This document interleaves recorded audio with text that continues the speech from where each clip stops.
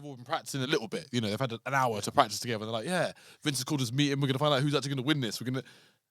Why is Brock Lesnar here? He's just doing his little hop in the corner. Why is...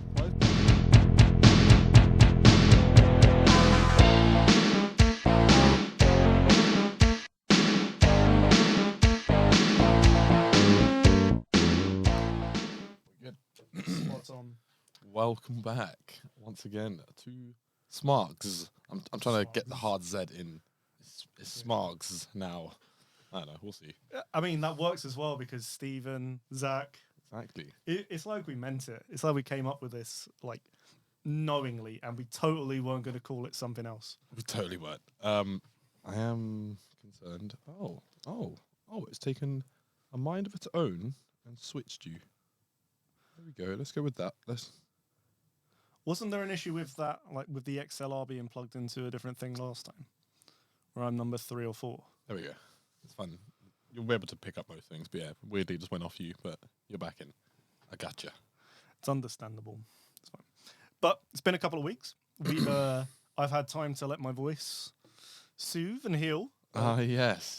You bailed on me because you ruined yourself. If it was just the ear infection, I could have come in. But I think it's only fair that we put the audio, the voice message that I sent to you into this. Oh, yes, I definitely have that still as well. It's just on Instagram. That was funny. I can even try and play it just to see if it... Because it was funny. It was funny, but it was painful. We'll get into why I know exactly why it happened as well. And it's pretty understandable. I think you'll agree. So naturally, I am extremely enthralled by the idea of coming up Oh, with no. a gimmick for my GM. No, this is you talking about your GM. You're going into like the really deep cuts now. God, we talk a lot, don't we? Yeah. Oh, wait. It's disgusting. I did not know that. What's the date? You're going to send the one with my mother's maiden name in it next. Of course, the minor issue that this is what my voice sounds like right now, and this is the best it gets. So we really do need to hope that it gets better by Wednesday or Tuesday or whatever. Sounds like you're trying not to die. Like you're about to throw up from the sound of your own voice. But behind that horrible voice is the biggest smile on the planet. I don't think I've had a better weekend in my life. And the reason for that, as anyone listening to this is going to be aware of it, because it's been everywhere. It was Money in the Bank in London. Hell yeah. Fuck yeah. That's how I'm going to go about this. Good. I was watching live on TV. So just to steal your thunder just quickly, because if you're going to get into being there, I actually was out playing basketball during the day. And just by chance, like, you know, because I knew I was planning to watch it at some point, but I was out with a friend at his place. I just remembered, I was like, oh shit, I'm going to watch Money in the Bank because it's live, it's happening in London. And he's a friend, we've never spoken about wrestling, ever. I've maybe mentioned to him that I'm doing a wrestling podcast now because he has his own podcast. Shout out to Free Cups. I literally have the boys. But yeah, and then we're just at his place and we was like, you know what? I could just stream it. I was like, yeah, chuck it on.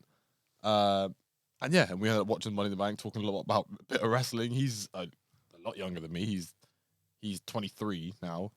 I am 30.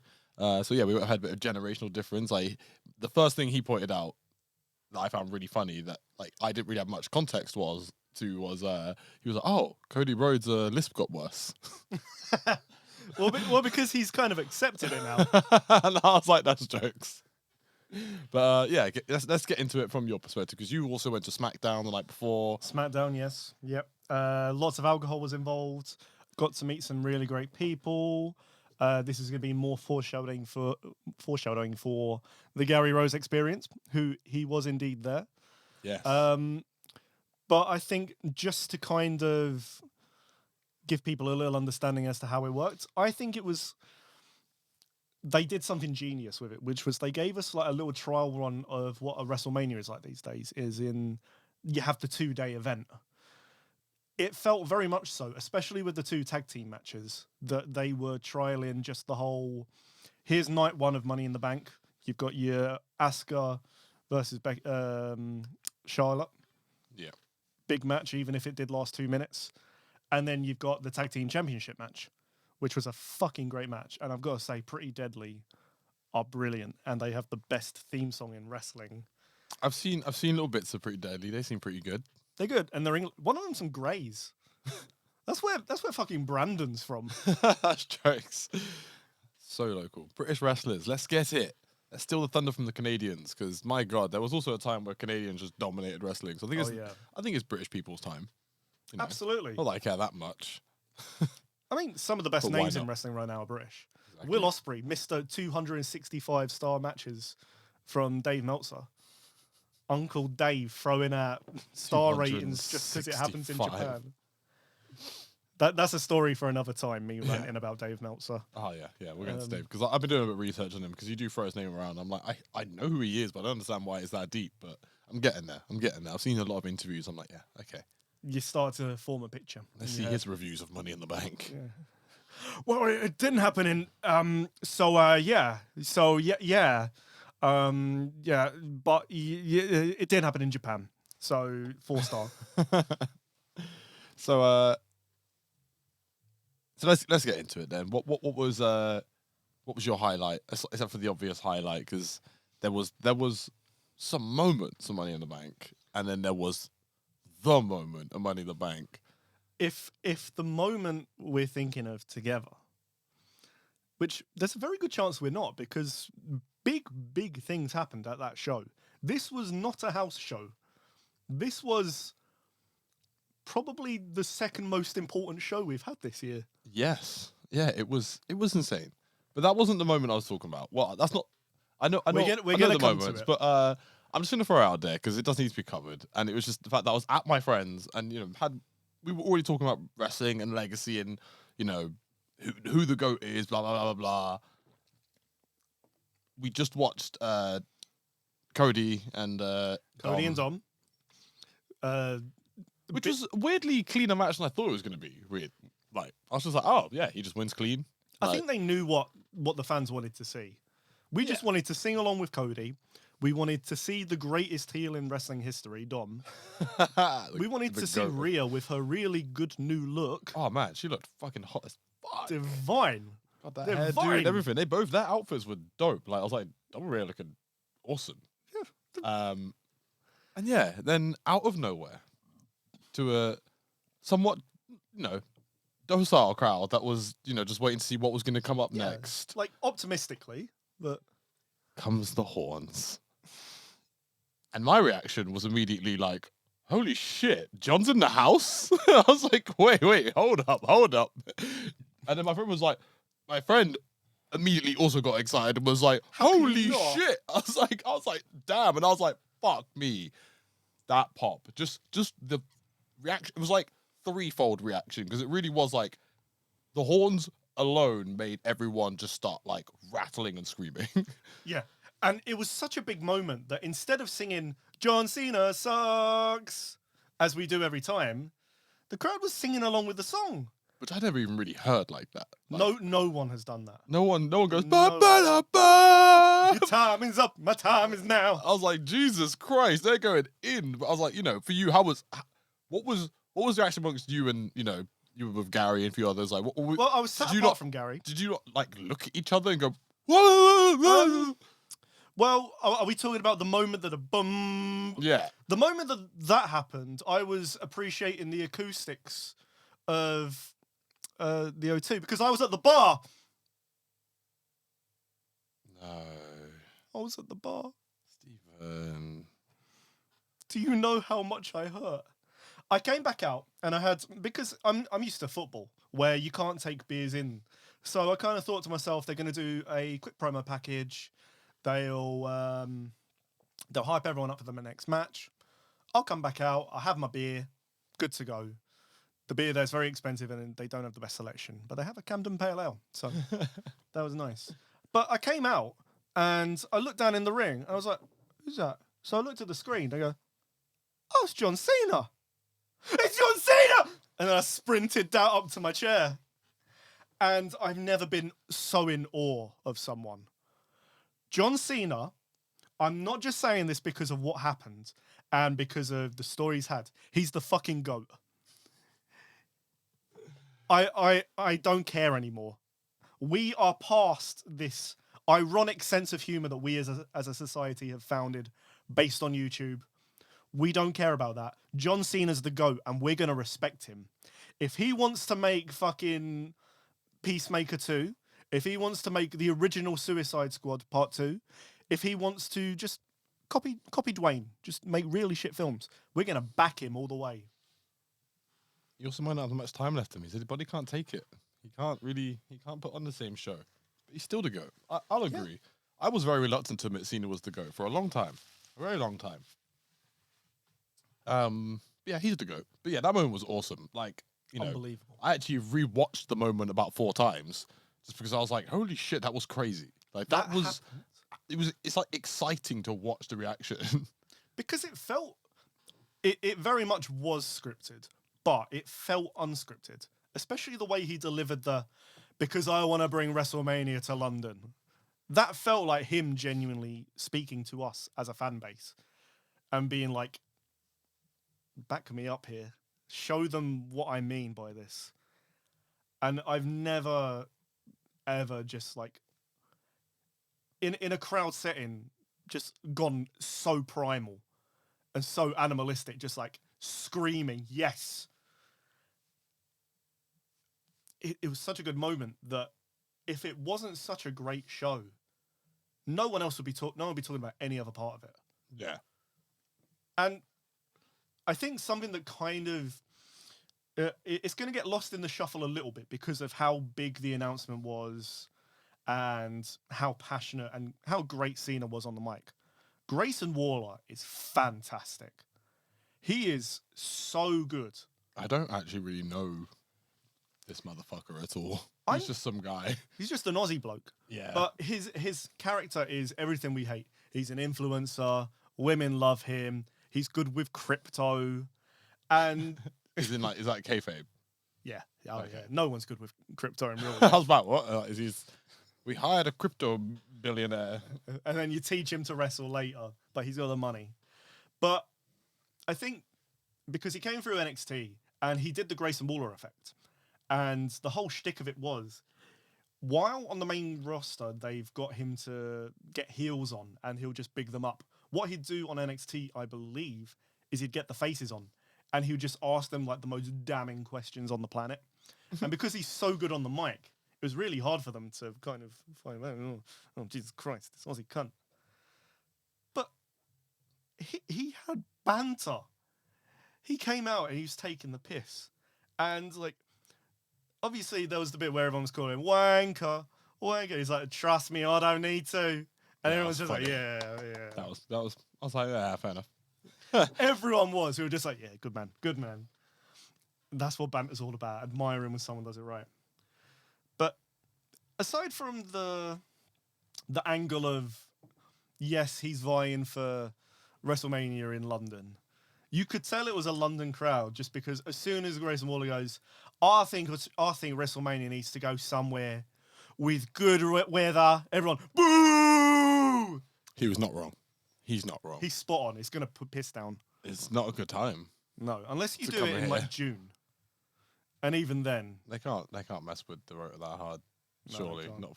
not even for WrestleMania in UK. But is there anything more British than booing good weather? Just the simple idea. Of course. Beautiful women in bikinis. Boo! Crazy. He was made for English crowds because the rivalry between England and Australia, obviously, is historic. Two of the countries with the best banter on the earth. Oh yeah, we're both hilarious. Yeah, everyone else revels in our hilarity. That's why they fetishize us. Because we're both two countries that are weirdly popular for countries that have a massive downside. You know, England has terrible weather and awful people. Australia is literally trying to kill you all the time. Yeah. I don't know why people choose to live in both these countries. I live in one of them, and I don't know why I live here. So we're crazy people. Really. We're yearning for freedom. And I think it makes us funnier. Yeah, because we're just cynical about life. We're just like, We've accepted that we're fucked from the get-go. this is as good as it gets. Yeah, so let's just laugh. That's all we got. Australia is proof that God doesn't exist. I always ask myself, why did God invent hemorrhoids? And why did God invent the trapdoor spider? See, I feel like hemorrhoids he didn't invent. They're more of like a design flaw. But he's omnipresent. He's omnibenevolent. He's Could have stopped omnipotent. that. He could have patched it. So again, something else ridiculous. When I point these sort of things out to my girlfriend, because I did point this out to my girlfriend, and she just shook her head at me. I was like, "No, but look, do you not agree?" We'll just. I feel like that was the blackest crowd I've ever seen for a WWE audience. Not that it was black, but I just saw so many black people. Like during so many moments, I was like, yes. Not that I've never seen black people again, but there was a lot of black people. It was a genuinely diverse crowd. It was great. It was people like genuine YouTube football influencers, like Expressions were there, and it's like it makes you realise that in the UK, even especially for me growing up, because I grew up in that sort of ruthless aggression era, just after the Attitude Era. Weirdly, I feel like the Attitude Era was mainly white people, and then ruthless aggression came along, and then the black people got involved. No, we were there. We were there from the Attitude Era. But they Told you, we adopted the Hardy Boys early. Yeah, you did. Does Jeff still have the pass? Just about. Like, Falling from Grace is very black as well. I can't lie. No, Especially to drugs. Come on. Oh. It's even that or killing a bitch. Oh, Jay. Cut Jay. that. Ishan, keep it in. So, I don't know if I want to like do a review of this Money in the Bank in general or just Money in the Bank. As in, like, I do want to do both, really. But I'm like, what do we get into? Like, do we pick apart this Money in the Bank? Because, like, I liked it. I really did. Maybe just jump to the highlights and then we could just pick apart Money in the Bank in general. Because that's what we're going to do. We're going to shit on Money in the Bank. If we start with the opening match, so we start with the men's Money in the Bank, and then we can kind of just go through and compare it to what we know about Money in the Bank. Because, in honesty, I've watched the show back 1.5 times. I watched it the night after, and I watched it again last night. I got halfway through. Absolutely flew by. Obviously, I'm biased because I was there. It was in London. But it's a phenomenal show. Yeah. Unbelievable show. Imagine it's very intense and a lot going on, a lot to absorb. Yes. All the oohs and ahs. And the calling everyone a wanker. And the best chant of the night, the one that actually made Michael Coe be like, I can't hear you because everyone's saying, Cody Rhodes. This is my favourite chant of all time, which is, hey, hey, Bailey. Ooh, ah. The best one was on SmackDown because on SmackDown I find myself like watching the big Titantron most of the time just because it's so easy. And every time she was just trying so hard not to smile.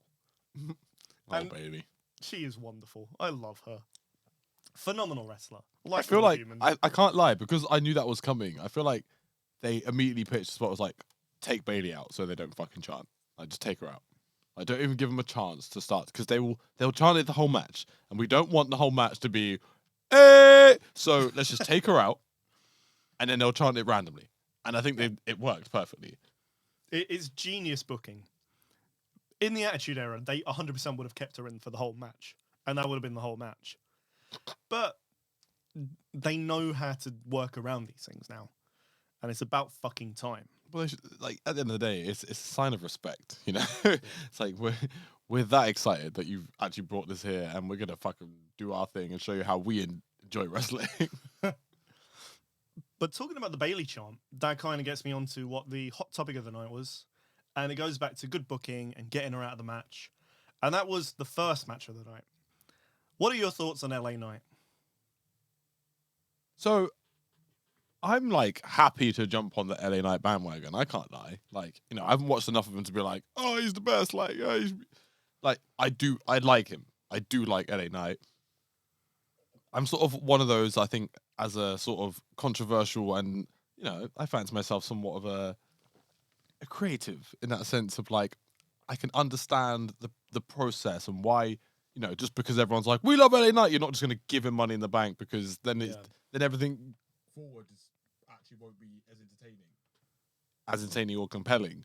So I like the LA Knight thing. I'm not mad he didn't win. I think is what I'm coming to is like I'm not mad he didn't win. In fact, I'm pretty sure it was on a recording of this podcast. I'm very sure I've called the events of Money in the Bank and what follows in terms of Damian Priest and it fucking with the Judgment Day. Did I not?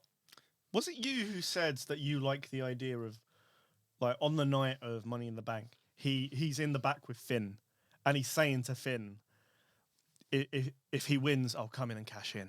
I'll do it.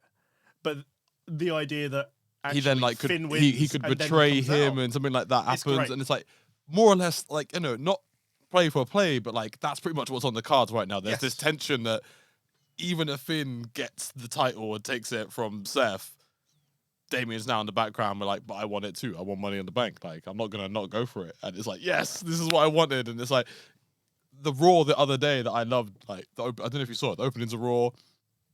Finn comes out ranting about Damien. He's bitching, and then Rhea comes out and shuts him up. And basically tells him like, we deal with his back. And oh man, it's so good. It was such an awesome moment because it was like, yes, like Rhea's holding Judgment Day together, being like, we're not having this in the ring. Get backstage. Stop fucking moaning like a little bitch. Also reminds you that her and Dom are actually still in the Judgment Day. Yeah, but it gives that family drama that wrestling really is. I loved it because it's not like, oh, we're not just going to crumble the Judgment Day just because of someone winning Money in the Bank or someone becoming champion, which is a very obvious thing to do. Yeah. And also, I feel like it's too obvious that like you literally got the bloodline falling apart right now. You can't have Judgment Day falling apart at the same time. It's too obvious. It's much more fun to actually have them get over the adversity and actually become a pretty strong force when you have the opposite going on in the other brand. Numero dos. So yeah, I enjoyed this Money in the Bank. It was interesting because I've been watching a couple before and I've been binging a few since. So I suppose like I was sort of reviewing it as I was going. I'm like, how does this compare to the other Money in the Banks? You got the constructive criticism brain on. You can't help it. And obviously have that for both, you know, both the men and the women's. Which one did you prefer? Women's, straight up.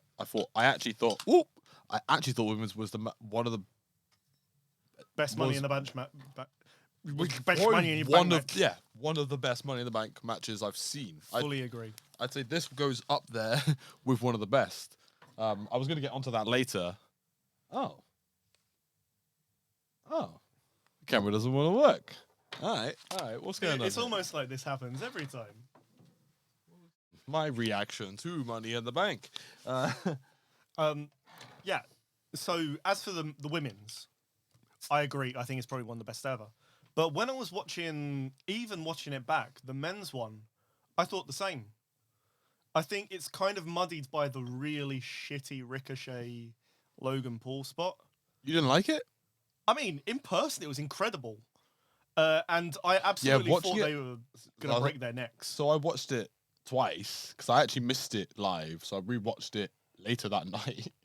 Then I watched it again. Yeah, it was cool the first time. It looked good, but I don't know. The fact that it was a bit of a botch, sort of. I don't know. I like that they played through the botch and that Logan bled for it. He bled for the spot. It's always good when Logan bleeds. And you know what?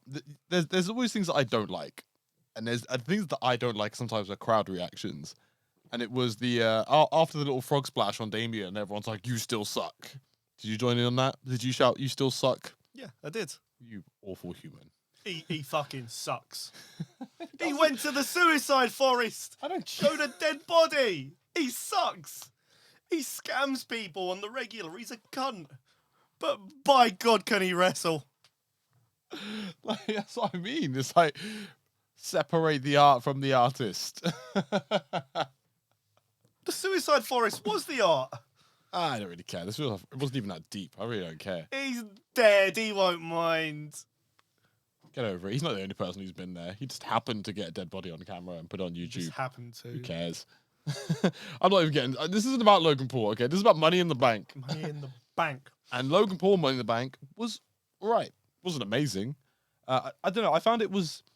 And I'll get into, like, my idea of a good Money in the Bank and a good ladder match, but like there were good spots, but it wasn't a fun match really. Like I felt like they were sort of hoping to string it together with um with the spots, and I do have a theory on this as well.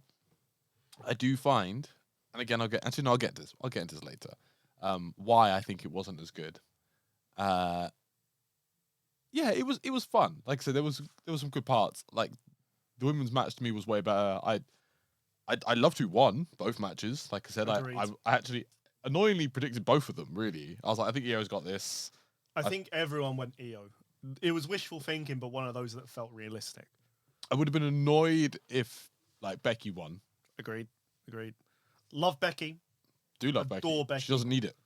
Not at all, and she would probably tell you that as well. She doesn't need it. There's a great match between her and Bailey waiting, and if it happens at SummerSlam, fantastic. I'm hoping that's why they were handcuffed together at the end. I hope that's foreshadowing. Yeah, they locked together, bound. Yeah, fucking great ending as well. God, that Zelina Vega spot on Zoe Sparks. Zoe Stark. Zoe Sparks, my favorite indie wrestler. Joey Sparks. Yeah, that bit was mad. That was like way better than the Logan Ricochet bit. I thought that was like, yeah, that's disgusting. Yeah. It's painful as shit. I will say, in fairness, obviously, it would have been better if it wasn't botched. I will say that watching it back, Ricochet lands it fine. It's Logan who trips over. Well, I think the ambition in the spot was that they could both land clean on the rope, but what they didn't plan for was that if one person lands first, the rope won't be there for the second person to land, and that's exactly what happened. And then in the panic, because also the ladder bounces off the rope as well, Ricochet he quickly acts, but he still like struggles to get his leg over to then grab it, and Logan's not even fully over the rope yet. Yeah, he's climbing still. But Ricochet realizes he has to commit. It's either this or he's jumping on his own. Well, I respect that tremendously, because if you're able to like save a spot like that where one of you is about to tumble out the ring, but you're kind of holding on to him and just climbing on, it takes a lot of composure to say, nah, let's just go through with it anyway. Yeah, just go. Just like all you gotta do is tuck and roll, bro. Just jump, tuck and roll. And go through this table. But it will still then, work. I have a video on my phone.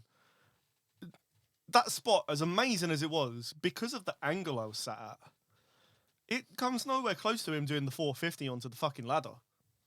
Oh yeah. That's the best thing I've seen ever live. Better than the birth of my children. But even that wasn't like, yeah. He was ginger. But yeah, like I said, it was fun. But match of the night. Oh. I said, what was match of the night? I'm not saying was that match of the night. What was match of the night for you? I'm having a think. Was it the main event? It very well could have been. It had a slow start, the main event. Exactly what I was going to say. It was slow. I felt like, do you know what? It took 2 viewings for me to be like, you know what, this match was actually sick. And I remember because the second viewing, I was showing it to Olivia, and I was like, give it 5 minutes. Give it 5 minutes. Like, because like any wrestling match, you know, they try and do big things. Like, I think from the point when the Usos go for the double super kick, it ramps up. And it's like, okay, that was a cool tag, cool moment. Let's go. And then from that point, they found a good fucking flow, and it just had the moments kept coming. And what I loved about it was like poetic. The moments were like references. Like everything was a reference. There were subtle references and major references. And the finish was a very, very subtle reference. Do you know what it is? Yeah, I've seen the clips. Yeah, the first time Roman was pinned by the Usos with that spot. Brilliant. Absolutely brilliant. The stacking, the submission. The stacking, yep. The everything. There were so many cool parts, and I was like, yeah, that was great. That was a good match. That was very fun. Yeah. It did feel like history to see that live. Like seeing, I bet. You see like Roman's promo, or when he was asking people to acknowledge him during his trial on SmackDown. He felt broken. He felt like less not of a man. Who am I to call Roman Reigns less of a man? He could destroy you. He. I almost went into a talk about his teeth, but we're British, so I can't. But he felt like this impacted him, and that is all we could ever ask for from him getting pinned for the first time. I know a lot of people wanted it to happen when he lost the belt, specifically to Cody at WrestleMania. I would have liked to have seen Cody win at WrestleMania as well. However, this was a perfect way for him to lose. But yeah, I think that sort of adds to it as well. I think, like, for me, a lot of this, him not defending the title for like 3 months was starting to get annoying. And they actually found a good way to basically transition. It's like, okay, well, it's a bloodline feud. That's why he's not been defending. So I was like, yeah, cool. For it to lead this way, and for actually like a significant point of it being, well, despite the fact that he hasn't lost a title match or lost his title in like forever, he's actually been pinned for the first time. And that's like almost like the chink in the armor that could also be the precursor to him losing the title finally, now that he's broken 1 million records. It's like, yeah, this is good storytelling, actually. This is not because everyone just wants him just to lose it to the person that they like the most, and it's like, no, like, give it to LA Knight. It's a process, and like, you know, this is about storytelling, and like just giving it to the person the fan like the most next is not good storytelling. No, when this storyline's been going on for coming up on 4 years, it'd be an absolute waste to just give it to Cody or LA Knight or Sammy. When I mean, that's something I wanted to feed into as well, like how fucking fickle we've been. Because like since I've jumped back in, I've literally seen 3 people be the ones that this person should take it next. Like literally as I came in, it was like Sami Zayn better win this. Sammy is like, and I stupidly was like, oh, why don't they do that? And I was at the time because I was like, I didn't realize like where Sammy's actually sat in like the rankings and, you know, title contenders and like actually as a fan favorite. And I was like, you know, it would be ridiculous if Sammy won it. And then Cody's back, and I was like, well, at that time, and I was a bit funny about that idea. I was like, well, he literally just walked back through the door. We're just gonna have him just end this massive title reign just now because he's back and we like him. In fairness to him, the whole finish the story angle, that was fantastic. And I think he earns the respect. Sorry, it's just a meme now. It is. Finish the story. It's the George Bush one, isn't it? The 9/11 one fucking kills me. Ishan, clip that. Clip that. We got him. Fucking. But also when he tore his pec and carried through the match, instantly I think star when I see that. Yeah, no, he's deserving, and he is very deserving of great things. And we got plenty of time for Cody to get his flowers. Who do you think should be the guy? I don't know yet. Like, because now I'm like, wow, I don't hate the idea of Jay doing it, but at the same time, he doesn't feel like the guy.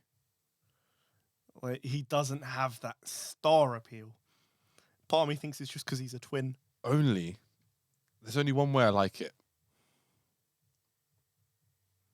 He beats him, but then goes a bit head of the table, tribal chief, acknowledge me instead. Oh, because that's such a good way of keeping the story going. And then, like, you keep it going for a bit, but then, like, have it not last as long and have, like, Jimmy snap him out of it type thing. Like, that would be a fun storyline. Like, you know, Roman weirdly, like, broken from having, like, lost and actually losing thing, actually just falls in line immediately and is like, yeah, you're head of the table now. What do you...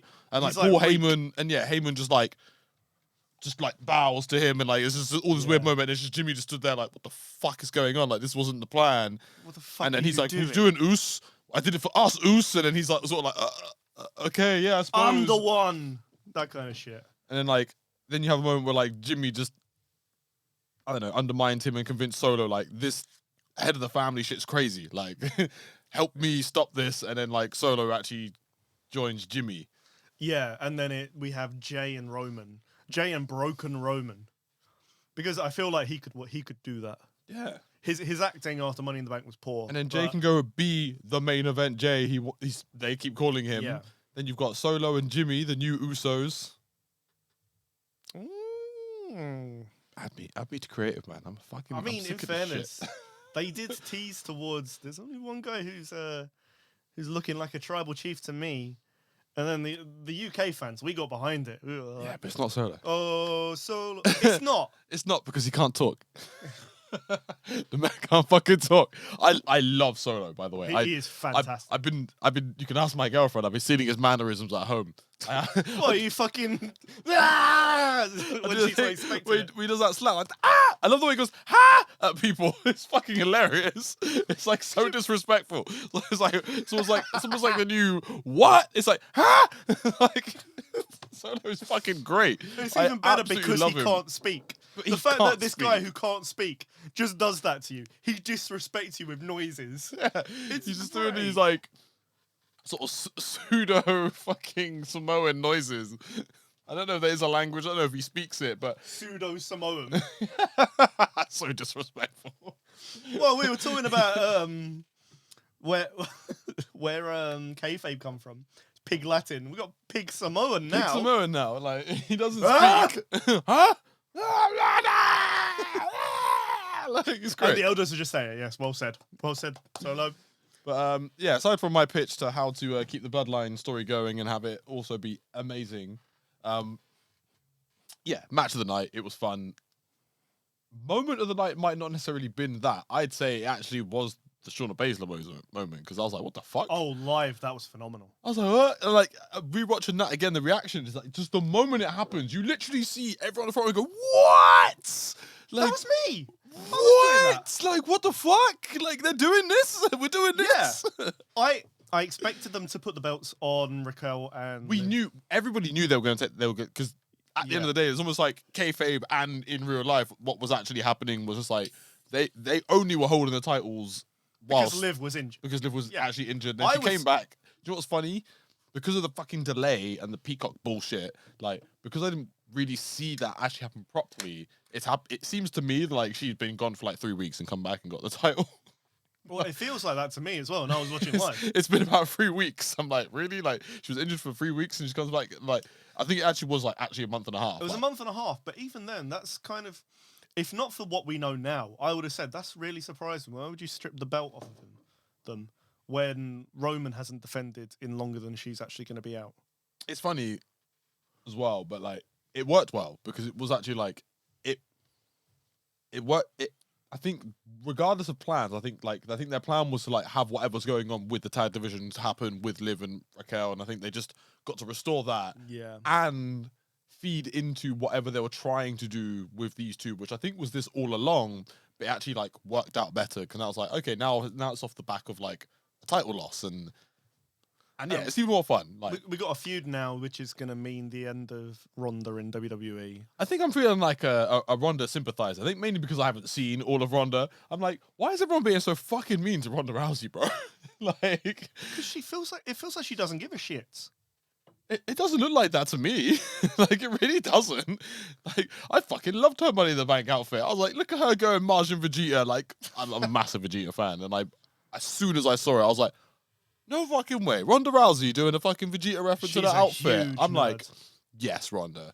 Yes, Huge Ronda. We stan. At the end of the day, I don't know.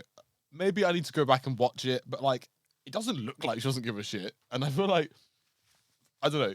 My assumption was sort of like people just hate her because she's an outsider. Because like she's up UFC and she's trying to get into wrestling, almost like the same reason everyone just hates Logan Paul. It's not just because it's Logan Paul. It's because he's not a wrestler. He's not an OG wrestler.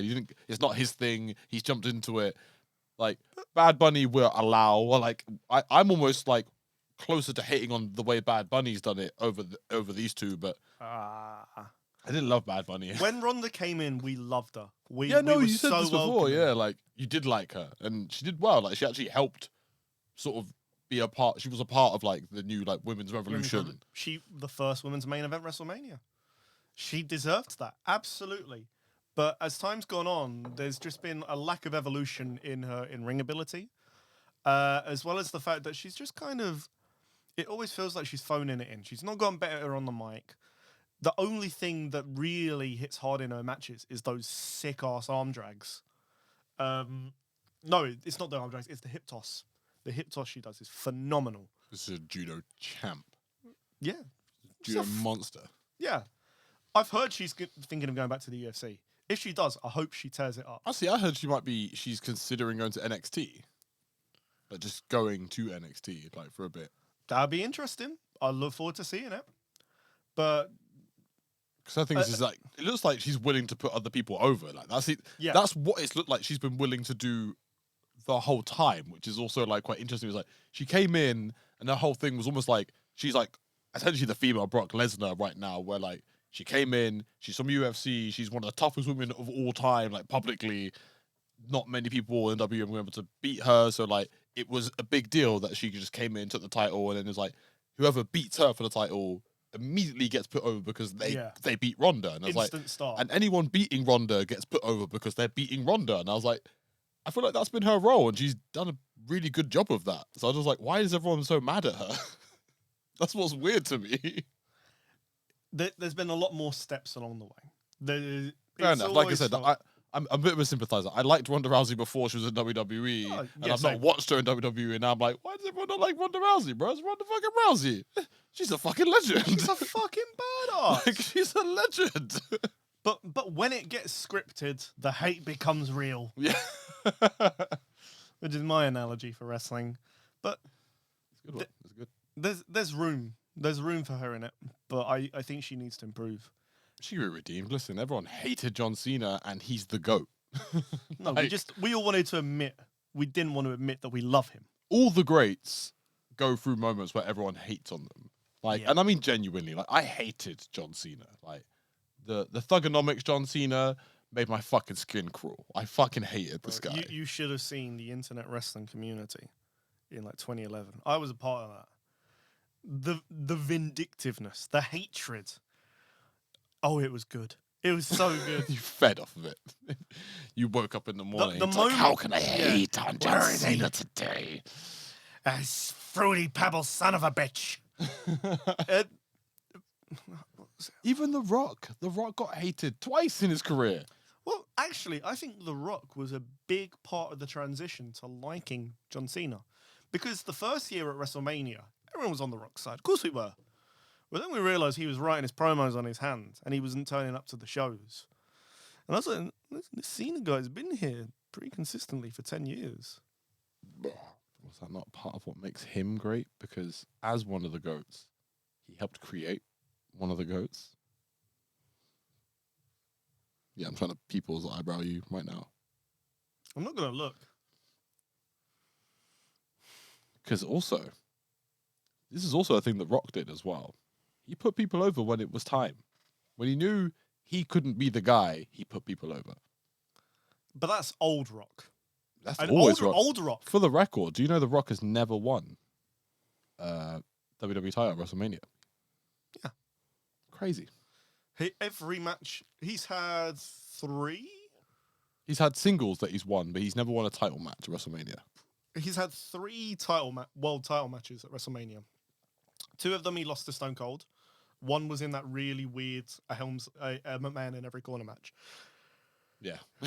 I have no issues with Attitude Era Rock.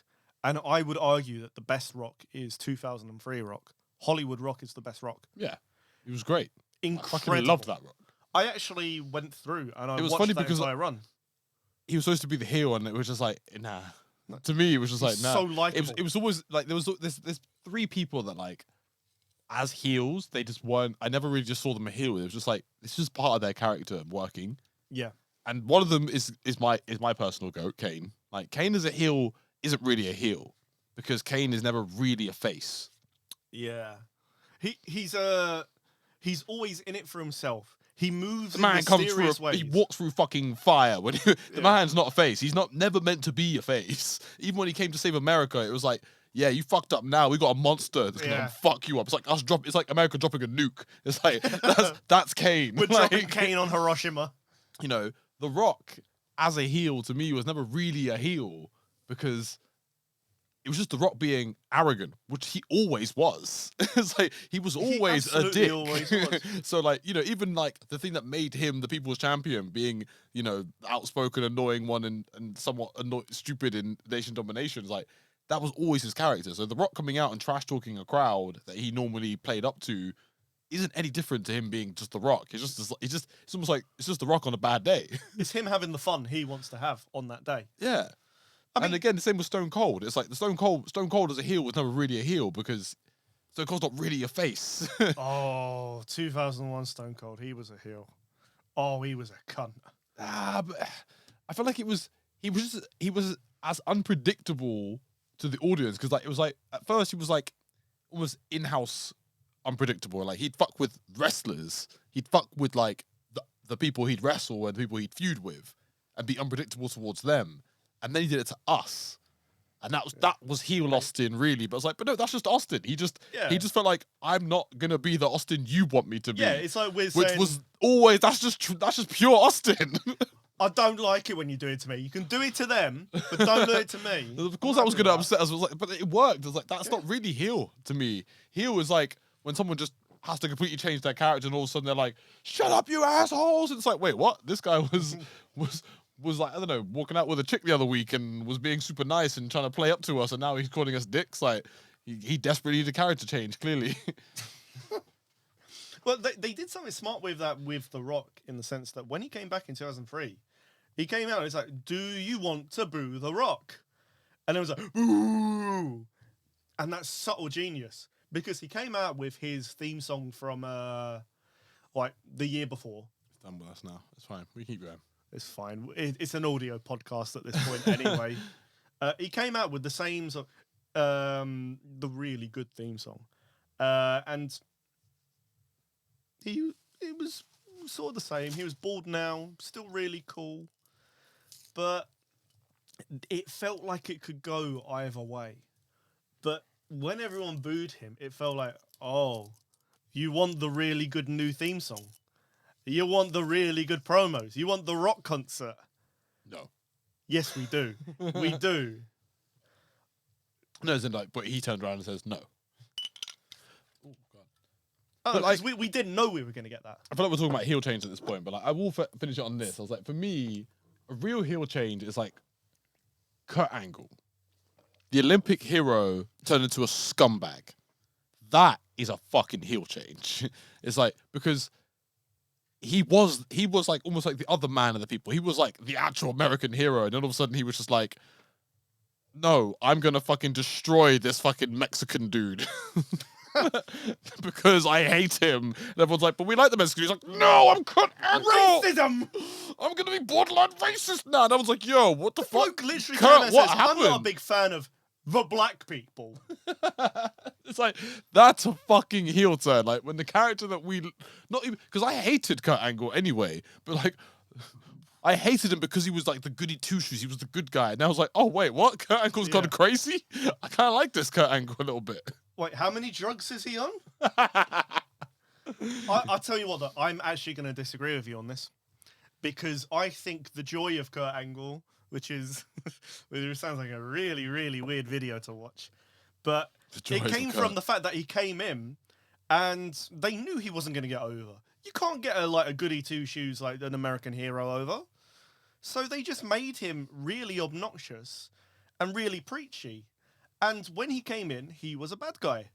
So I think that every time we've had to cheer for him, it's never because he's an Olympic gold medalist. Have you watched his first championship win? Was that the Armageddon one? The confetti. Was that the Armageddon Hell in a Cell? I don't know. No. He'd won it before. His first I don't know. All I remember was like confetti falling from the sky and like it was like America just won the Olympics again. I don't think that was his first title win. Are we talking world title? Maybe. Nah, his first world title came... I'm going to look like the world's shittiest Smark if I get this wrong. But I'm pretty sure it was Armageddon 2000. Because he had that arm over whoever at the end.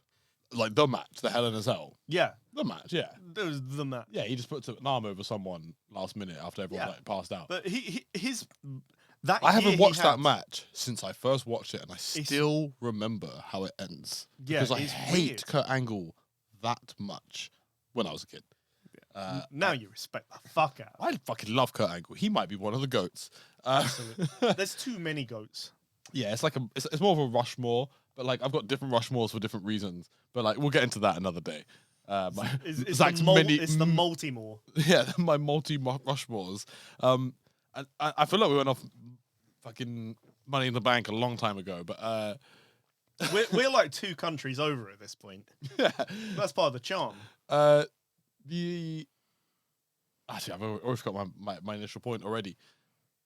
Well, we were talking about I'm still convinced that wasn't Kurt Angle's initial first run. But anyway, first championship. I feel like the first one was with the confetti and there's a moment, but we'll have to look it up and we'll see who was right. No, because I think the one you're thinking of was during the invasion. No. Trust me, I remember that. I remember that Kurt Angle. No. His first win, because I didn't see it. I didn't see the win. I just remember because it was then from there that he feuded with Stone Cold. And that was then what we talked about before with him throwing the medals off the bridge and like Kurt Angle started hair at this point. Yeah, but he had hair during the invasion. He True. had his head shaved. But their feud was way before Invasion. Like their first feud was before Invasion. We're gonna have to do some research. The bridge. If you would like to write, we're not even on camera. I don't know what I'm looking at. If you would like to write in and confront one of the 2 of us, please do. So by going back in time. So I watched the first Money in the Bank. The WrestleMania 21 match. Yeah, or 2021. Yeah, the WrestleMania 21 match. Yeah. And I might even say that's one of the best matches. Yes. And I've got a reason. And this is the reason I was sort of hitting out earlier, but I feel like I need to get into it now because we've been talking for hours. Which is, I feel like it had a better flow. And some of the earlier, not just Money in the Bank, but ladder matches in general, the flow was there. It felt like they weren't just like clambering around, having one person pretend to go for the briefcase or whatever, in ladder matches, like until someone conveniently gets out from outside the ring because they've just been throwing everyone. Like, there's more. I don't know. There's just way more of a flow, and like what I also noticed massively is like when something crazy happens, like a holy shit moment, they don't always just like conveniently everyone lay out and just let the crowd react. Like I feel there's a lot more of that now. Where it's like every holy shit moment is always followed by everyone being out on the floor for at least 10 seconds. Whereas like there were holy shit moments in the first two or three Money in the Bank where it's just like they just keep going. Like there's a fucking awesome like, and also I noticed most of the best moments from the first 3 all come from Shelton Benjamin. Oh yeah. All of them. He is Mr. fucking Money in the Bank. I don't give a shit about winning because he didn't ever win, but he is the OG Mr. Money in the Bank. That's the most important part about being Mr. Money in the Bank. You don't win it. That's why Ricochet is Mr. Money in the Bank right now. He's Mr. Money in the Bank now. He'll never win it, but I want him in it every year. But I still say, like, even compared to, I don't know, obviously he's done some crazy shit now, Ricochet, but I still say, like, Shelton Benjamin might be Mr. Money in the Bank to me. That... From my rewatching, he's Mr. Money in the Bank. The spot where he runs up the ladder and does a front flip at Mania 22. Yes. And it's not just the running, because he did the running trick before.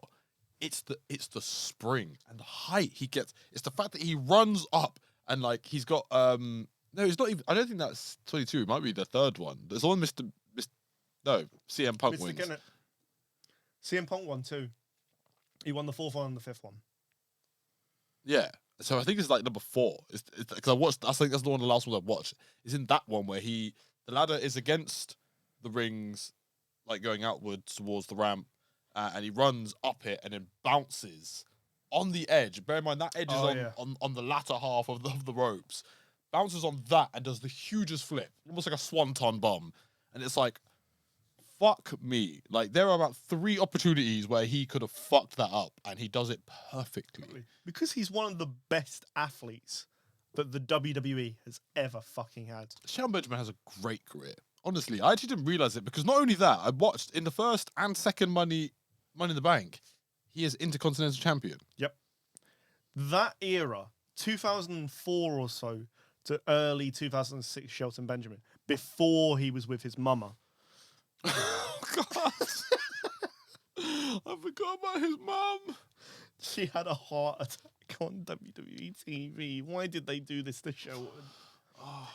He was the guy. He had so much potential to become. You know how like you have that Chris Jericho in the early 2000s, right, where he's not the guy. But you want to see was one of the guys. 2000. But he wasn't the guy. Yeah.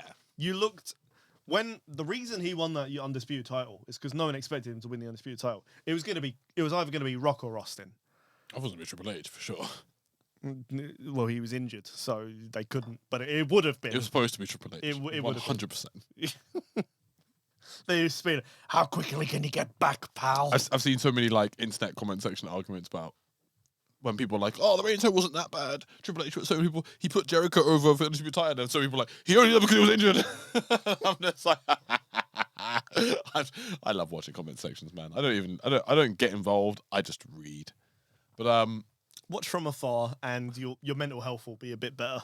Going over the winners, because like you know, we're talking about the fact that Shelton never won, even though like he was the guy they pretty much put in the match to guarantee it was going to be a good match. We need our holy shit, so put Shelton in the match. Will he win it? No. We just use him for oohs and ahs. He'll get a good payday. He deserves it. Which is why I'm going to get into the worst Money in the Bank ever, based on the winner. And we all know what the answer is to that one. Are you going to say 2020? No, 19. So, unbeknownst to me, I'm watching this one. I have no idea what's about to happen. I'm like, this match is aight. It's a bit like all over the place, but it's aight. And then that sound that usually leads to a that blood curdling moment where you're like, uh-oh. I know who you mean. Or you're just like, oh, this is about to get exciting. And I normally have both of those moments, yeah. But this time I'm just confused. Well, because I was hoping I would hear it. And then Money in the Bank. And then I'm followed by just a feeling of just like, no, just pure disappointment and hatred towards, like, because obviously I'm watching it in 2023. I don't understand the context. Maybe this was an exciting moment for some people. But it wasn't. This was also this fucking sucked when Brock Lesnar just walks in at the end of the match. I'm like, takes it. Let's just talk about this outside of kayfabe. Let's just appreciate what really just happened. 7 men. Or 6 men, I think, put on a show where you're wondering who's going to win, and then big name Brock comes in at the end, F5's one man, and takes the briefcase and goes on to have his storyline where he's going to become WWE champion, which you're hoping for all these guys that have just put the work in for your entertainment. Of course, he beat a black man for that as well. We're just going to point that out. Of course, he did. He always does. And I'm just sat there like, what the fuck? Like, I did, like, honestly, there's moments that I Googled. I'm like, I don't even need to Google this one because it was recent enough. I'm like, okay, I know that he goes on to win the championship. Yeah, and then he beats Kofi. And I'm like, what the fuck, man? Who thought that was a good idea? We felt the same way at the time. Trust me. Even if it was someone who wasn't Brock, like someone who is an underdog, you would have been fuming.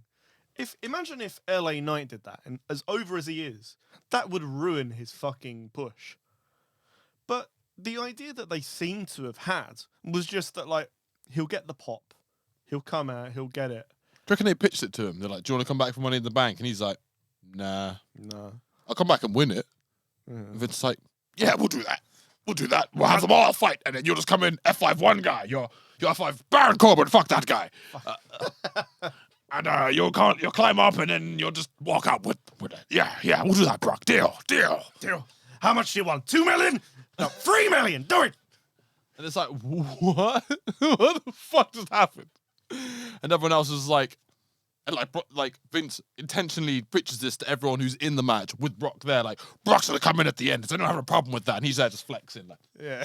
And everyone's like, no, Vince. Mustafa Ali's just there like, I'm going to win Money in the Bank this year. So I think it's my time. Like, when he's in gorilla position. I think, like, they got the meeting, we're going to announce who's going to win. And he comes in, and then, like, they've all been practicing a little bit. They've had an hour to practice together. They're like, yeah, Vince has called his meeting. We're going to find out who's actually going to win this. We're going to... Why is Brock Lesnar here? He's just doing his little hop in the corner. Why is Brock... He's going to be in, like, another match, right? He's going to announce that he's going to be, like, headlining or something. Like, no... So how he's not in the match? He's still not in the match. but he's going to win it. No, Vince, why? It's going to be the twist no one's expecting. It's going to be great. It's going to be great. I'll pay all of you. Don't worry about it. And like, you work for me. Why am I getting slammed for a ladder if none of us are going to win this? Because it's such good shit. Because fuck you, I'm Vince McMahon, and that's Brock Lesnar. Look at him. If you had his genetics, I'd let you win Money in the Bank. He doesn't have a neck. But you don't look like Brock Lesnar. So you're never going to get the money. So fuck all of you. And the worst part is Go wrestle. That was the top of Mustafa Ali's career. After that, he was doing Retribution. And if you don't know about Retribution... I have no idea. Oh, we're going to have fun with that one. So that's the worst Money in the Bank. Now, back to why I think number one might be one of the best.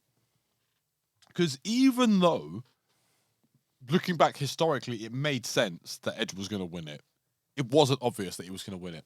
And I feel like, genuinely, compared to what happens now, because like I said, I've gone backwards. I went back, before watching 2023, obviously, I watched 22, 21, 20. Actually, I think I went 20 for some crazy reason. There wasn't one at 20.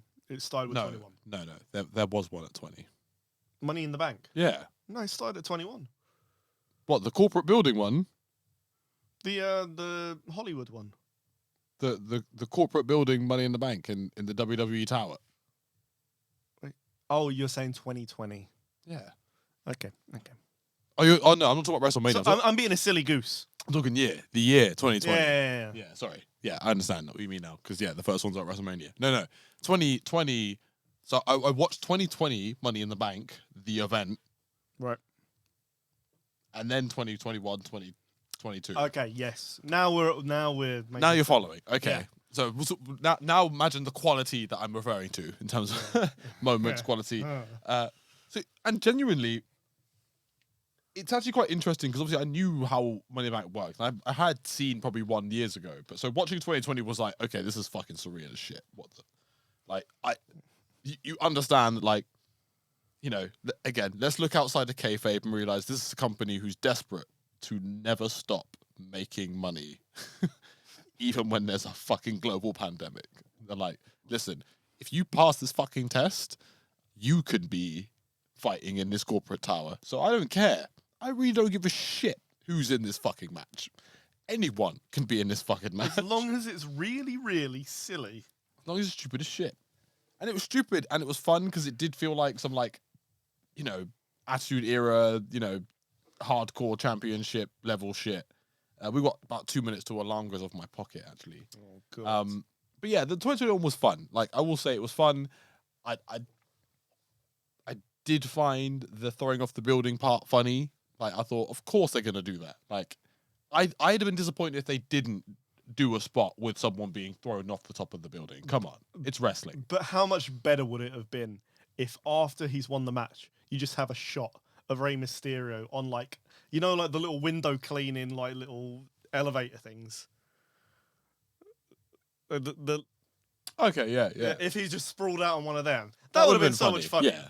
Well, like, played up to it. Like, just had him, like, even on a car, like, just pretend he landed on the car. Like, and just have it, like, fake dented. Like, it would have been funny. But Like, have him moving, just so you don't have the implication that a man has just been thrown off a building to his death.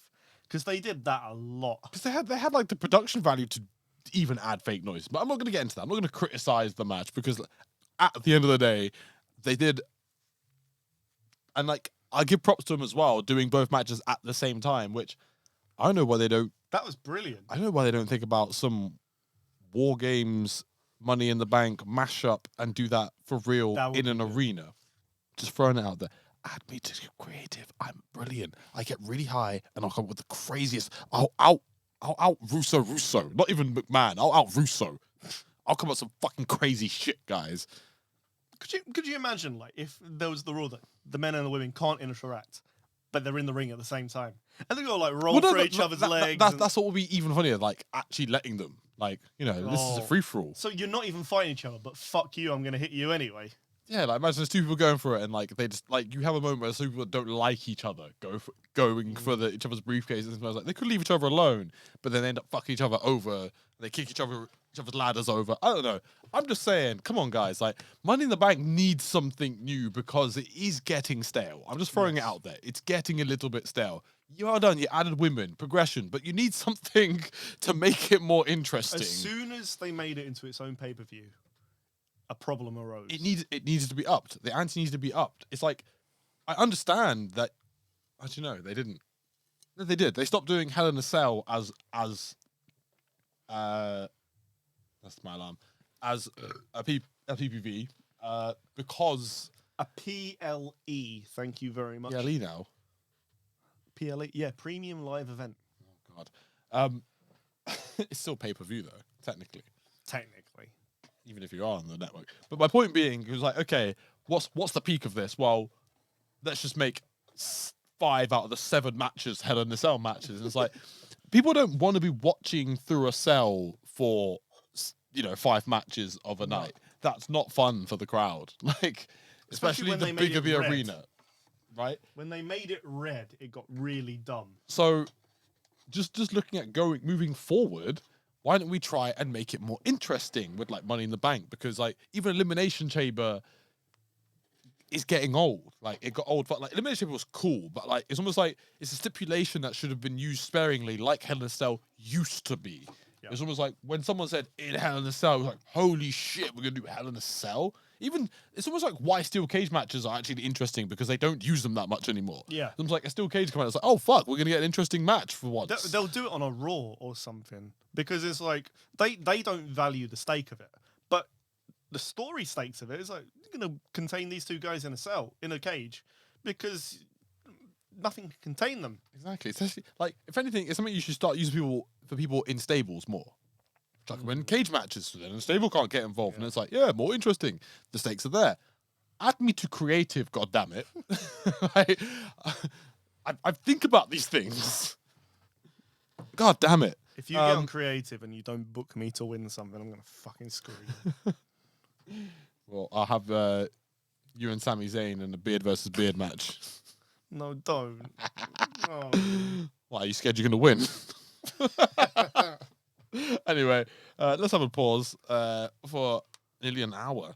I did not know it was nearly an hour. I'm going to be getting a 3rd crate. But we will be back. We are the SmarkZ podcast. SmarkZ podcast. Adios, amigos.